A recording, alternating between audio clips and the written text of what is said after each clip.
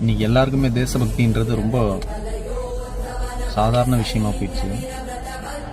தேசத்து மேலே பக்தி இல்லாதவன் வாழ்கிறதுக்கே தகுதி இல்லாத ஆளுன்னு அர்த்தம். தமிழ் தாய் வாழ்த்துக்கு அடுத்து ஒரு பாடலை பாட முடியாதுன்னு ஒதுக்கிட்டு அடுத்த கட்டத்துக்கு மூவ் ஆகிற இது மாதிரியான விஷயத்தை பண்ணுறதுக்கு தான் சட்டமன்றத்துக்கு எல்லாரும் இங்கேருந்து போயிருக்காங்களோ. வர வர திமுக அரசு நடக்குதா இல்லை வேற ஏதாவது நாடாக பிரித்து இவனுங்களாம் ஒரு நாட்டை நடத்துகிறானுங்களான்னு தெரில.